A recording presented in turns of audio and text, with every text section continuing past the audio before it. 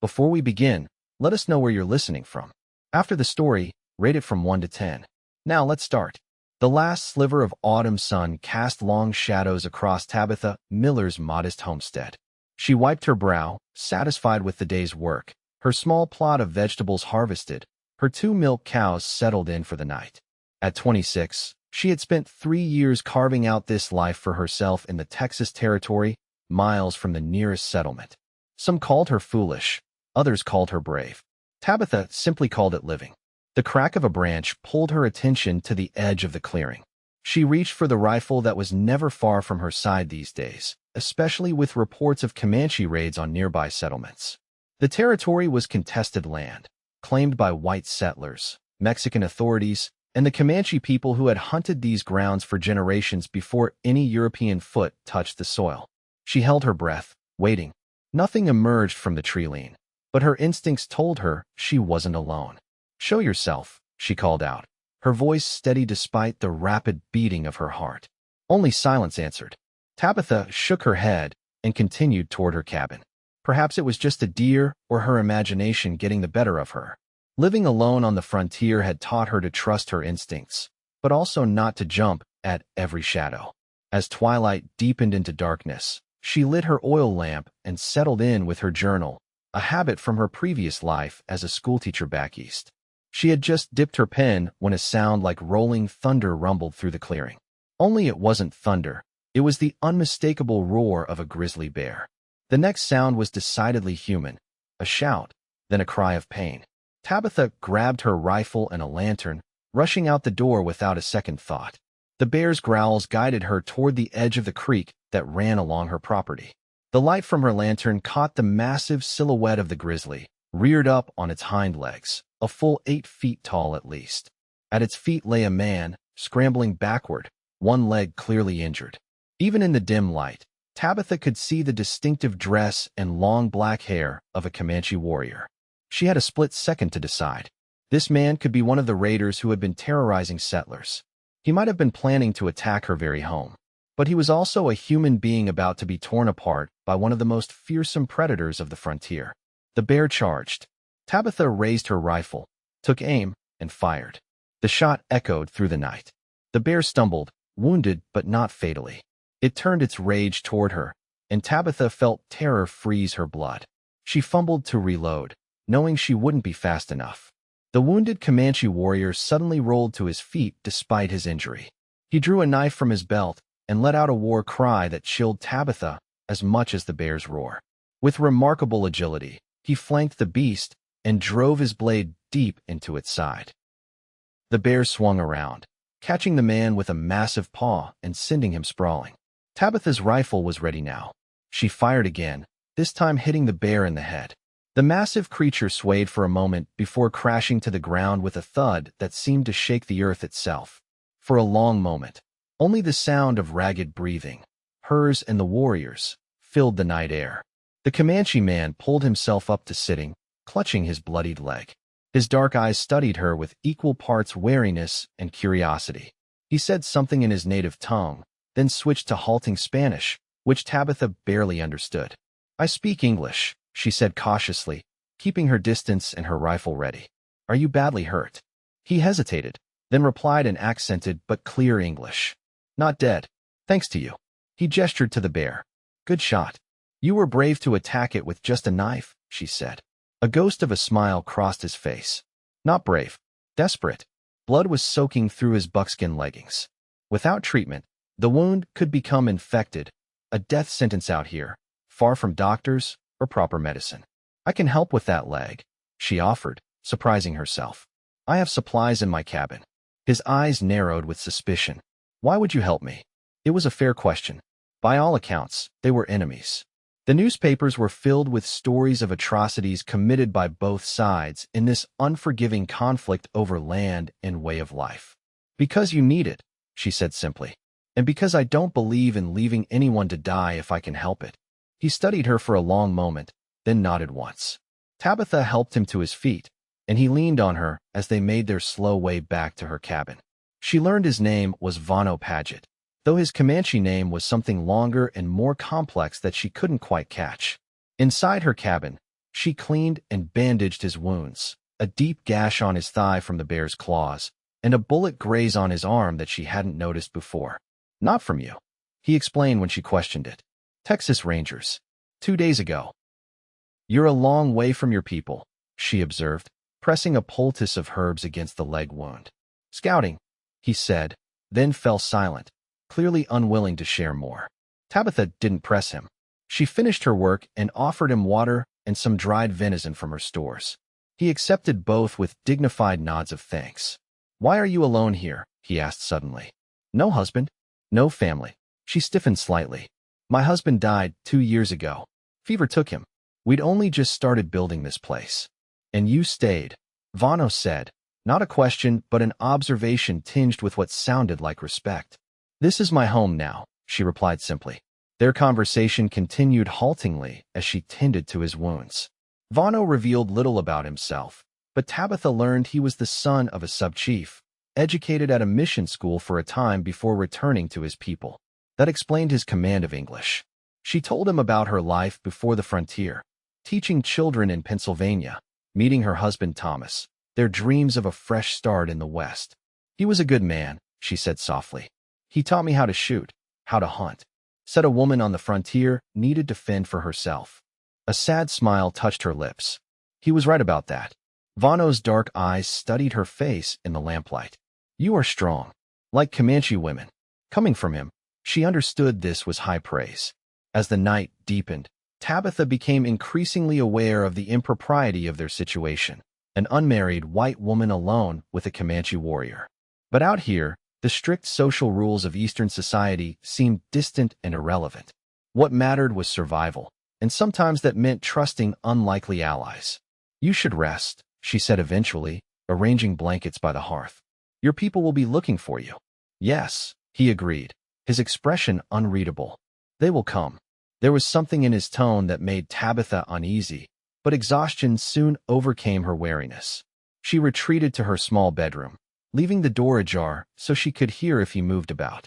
Despite her trust, she kept her pistol under her pillow. She slept fitfully, waking at every creak and groan of the cabin.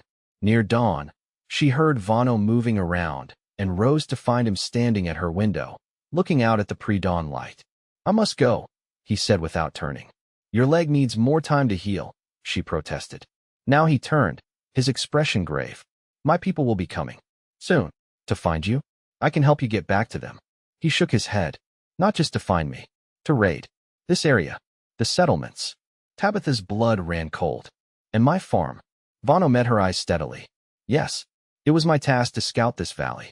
To find the isolated homesteads. The vulnerable places. The betrayal stung more than it should have, given they had known each other for mere hours. And now, will you tell them about me? After I saved your life. His expression softened slightly. That is why I tell you now. You should leave.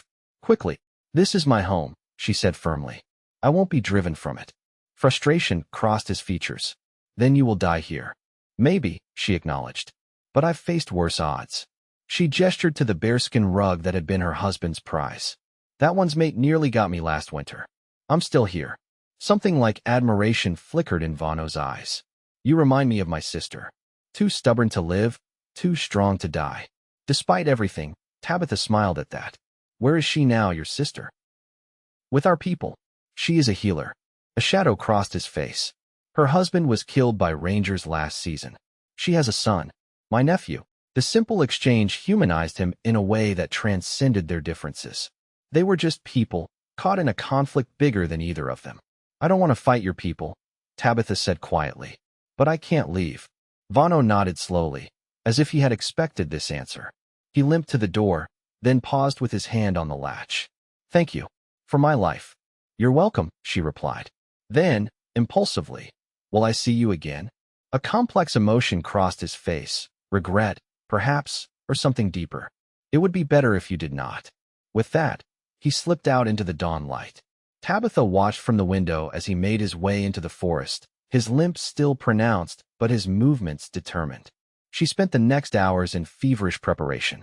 If a Comanche war party was coming, she needed to be ready.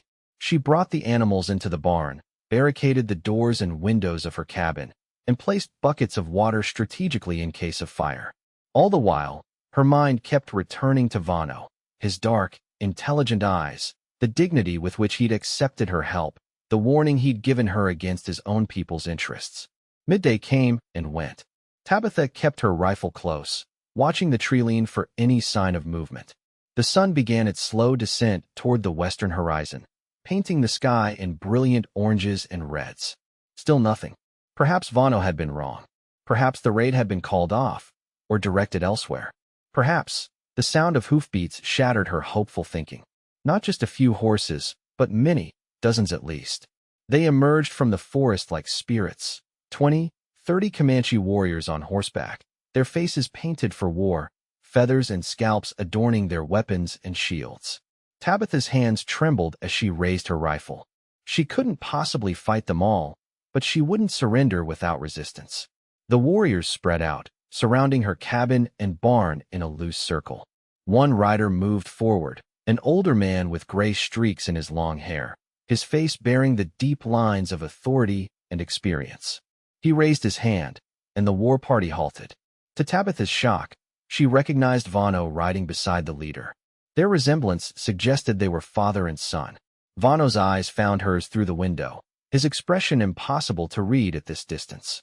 The older man spoke in Comanche. Vano replied, gesturing toward Tabitha's cabin, then at his bandaged leg. More words were exchanged, some heated. Other warriors joined the discussion, pointing and arguing. Finally, Vano rode forward alone, stopping about 20 paces from her door. "Tabitha," he called, "please come out. I give my word you will not be harmed." She hesitated, her rifle still ready. "How can I trust that?" "Because I am still alive," he replied. "And because I have told my father, Chief Tasawi, how you faced the bear to save me, how you treated my wounds when you could have left me to die or taken me prisoner." After a long moment of consideration, Tabitha opened her door and stepped onto her porch, rifle still in hand but lowered slightly. The warriors watched her with expressions ranging from curiosity to outright hostility. Vano dismounted, moving with less pain than earlier, and approached. "My father wishes to speak with you," he said quietly. "This is unusual. A great honor." "What does he want to say?" she asked. "That you must hear from him," Vano replied. She descended the steps slowly, conscious of the many eyes upon her. The chief rode forward as she approached, his weathered face impassive. Up close, she could see the resemblance to Vano even more clearly. The same proud bearing, the same intelligent eyes. Chief Tasawi spoke, and Vano translated. "My son tells me you are a woman of courage and honor, that you risked your life against the great bear to save him, though he was your enemy, that you used your healing knowledge to treat his wounds, though you knew he was a Comanche warrior." Tabitha nodded. "I did what any person should do for another in need." When this was translated, a murmur ran through the assembled warriors. The chief spoke again. "He says many white settlers would have let the bear take him, or killed him themselves while he was wounded." Vano translated. "He asks why you did not." "Because every life has value," she answered simply. "Comanche or white, we all bleed the same." The chief considered her words after Vano translated them. His next statement was longer, more complex, and Tabitha saw Vano's expression change as he listened. "My father says that our people have suffered much at the hands of white settlers and soldiers, that many promises have been broken, many Comanche killed, that we fight to protect our hunting grounds, our way of life." Tabitha nodded, sensing there was more. "But he also says that in times of great conflict, it is rare to find acts of true compassion between enemies, that such acts remind us of our shared humanity." Vano paused, seemingly struggling with the next part. "He says that for the sake of what you did for his son, your homestead will be spared from raiding, that you may live here in peace, and no Comanche will harm you or take your animals." Relief flooded through Tabitha, but it was tinged with confusion. Why would he grant me this? One small kindness doesn't erase the larger conflict. When Vano translated, the chief smiled faintly. He responded at length, gesturing to the surrounding land, and then to Tabitha herself. "He says you understand the true nature of the conflict, that it is larger than any one of us," Vano translated. "That you respect the land, living simply and taking only what you need. That you face the same dangers we do, the bears, the storms, the harsh winters. and that you face them with courage, as a Comanche woman would. The chief added something else, and Vano's expression became more guarded. What else did he say? Tabitha pressed. Vano hesitated. He says that perhaps you and I are like the land and the sky, seemingly separated by great distance, but in truth, always touching at the horizon. The poetic metaphor carried implications that made Tabitha's cheeks warm. She glanced at Vano, who was studiously avoiding her gaze now. Tell your father I am honored by his words and his mercy, she said carefully, and that I hope someday there can be peace between our peoples, as there now seems to be between us. After Vano translated, the chief nodded solemnly. He spoke again, more briefly.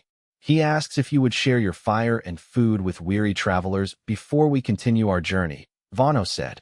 It is a test of your hospitality, but also a genuine request.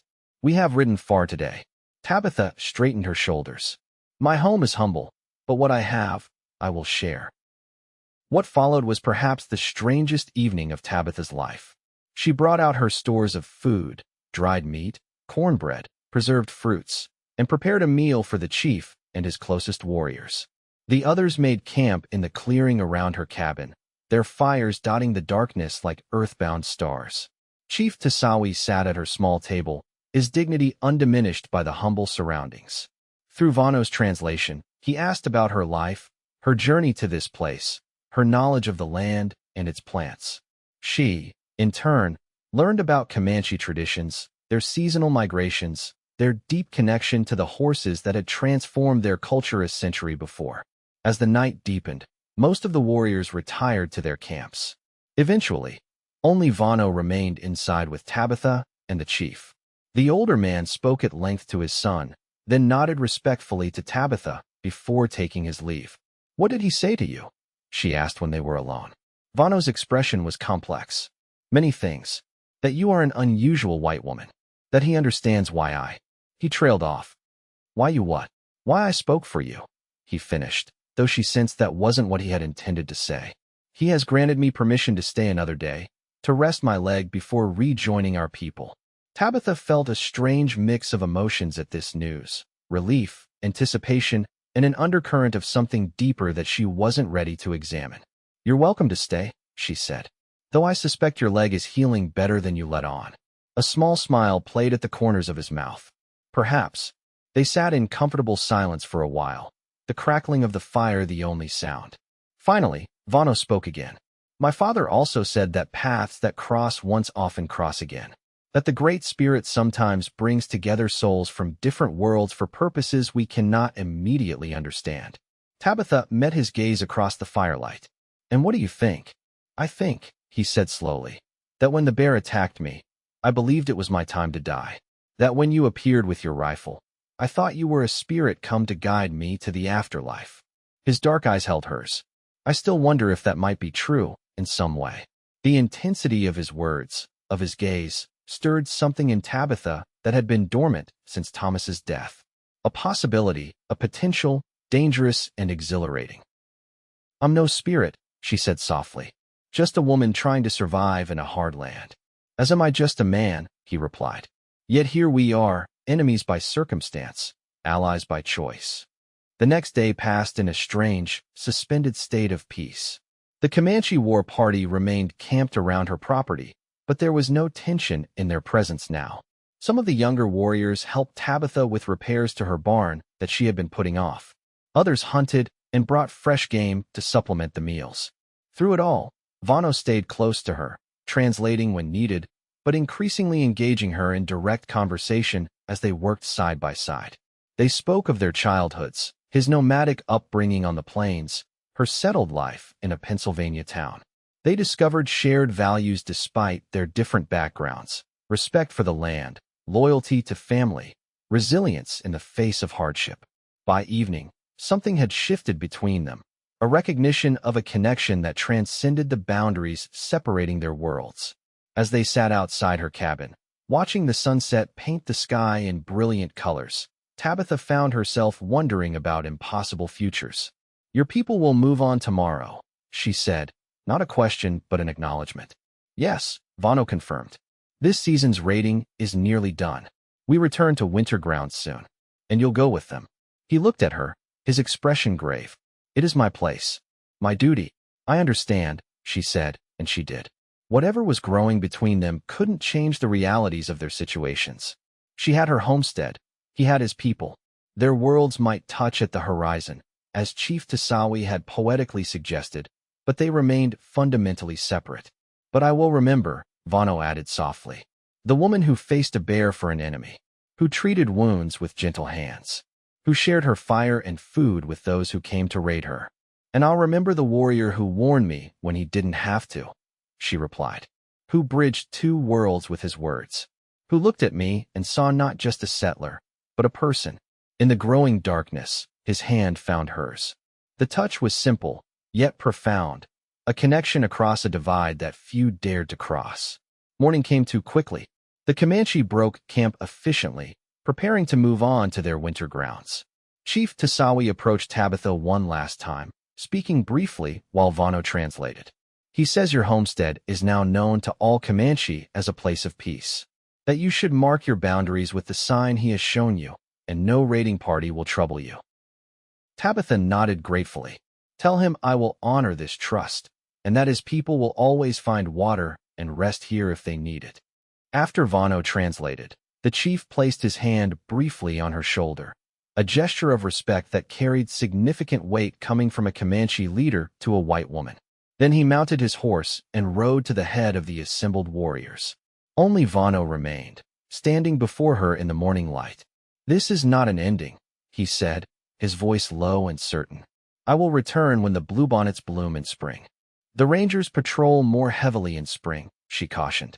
"It would be dangerous." A smile touched his lips. "I am Comanche. We are born to danger." His expression grew serious again. "But for you, I would risk more than rangers." The declaration hung between them, heavy with meaning. In that moment, Tabitha made a decision that would have scandalized proper society, but felt right in her heart. She stepped forward and placed her hands on his chest. "I will watch for you when the bluebonnets bloom," she whispered. He leaned down, and their lips met in a kiss that bridged worlds, brief but filled with promise.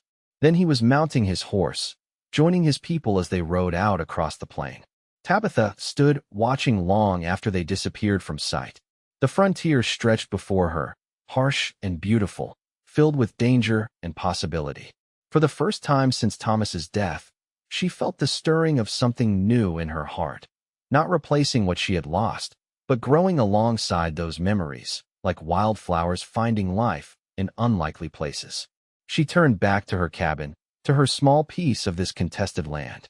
There was work to be done, preparations for winter, life to be lived. And when spring came, bringing bluebonnets and the promise of return, she would be here, watching the horizon where earth and sky meet.